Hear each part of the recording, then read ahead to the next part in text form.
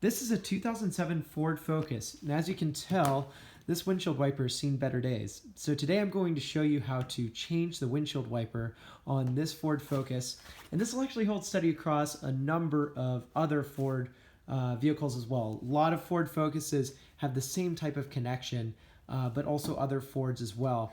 As you can tell, the whole rubber portion fell off of here. So we're just going to go through the quick steps that it takes to swap out the windshield wiper. So the first thing to call attention to is the type of connection that we're dealing with here.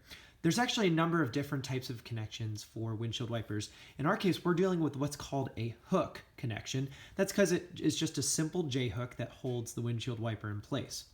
And one way that you can tell what type of connection that you have is, this is just what I pulled right out of the replacement windshield wiper instructions. Gratefully, they go through the different types of instructions. And as you can see here, they have hook, side pin, side lock, push button, all these different types of connections. But the one that we're dealing with here is just the simple hook connection.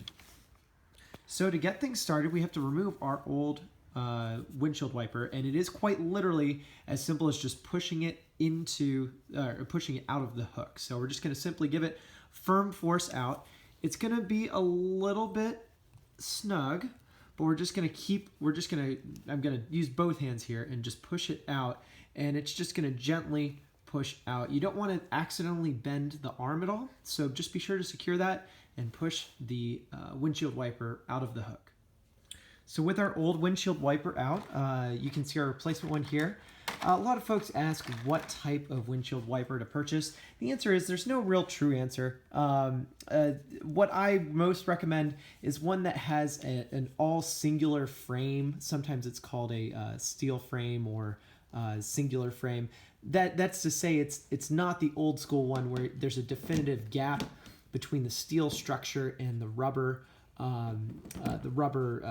wiper, and it's rather just one whole piece. I found that they hold up a little bit better in the weather and are a little bit longer lasting, but you are fine to get whichever type of windshield wiper you would like, be it high, expensive, low.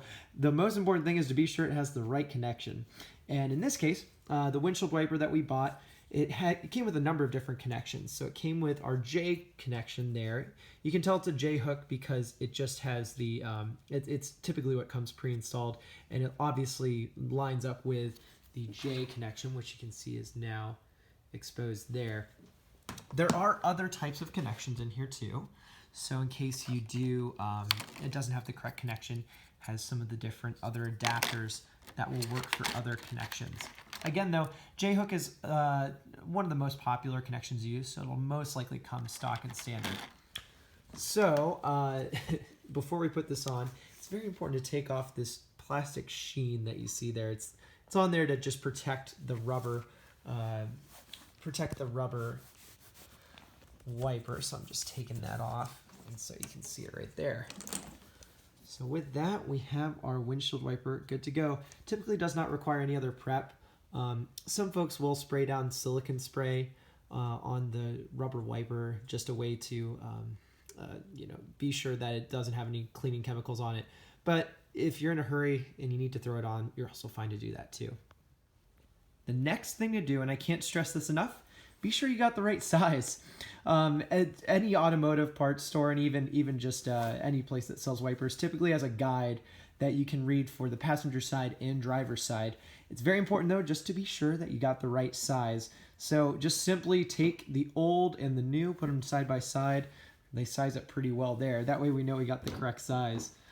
And then another thing to also be thoughtful of is if your windshield wipers go all in the same direction. So in this case, we have both over there, so both are going to be wiping in the same direction, or if you have windshield wipers that swipe in opposite directions, so they both are in the middle, one swipes to the left, the other swipes to the right.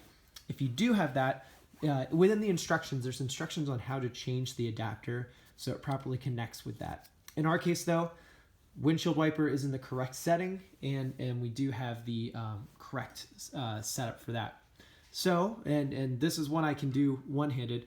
All we're gonna do is take our adapter, which, let's get it autofocus. So you can see the adapter in there.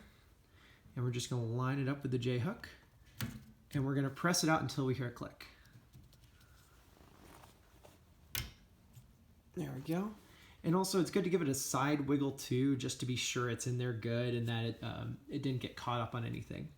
So it is good and secure. And press it in there just to be sure. Set it down.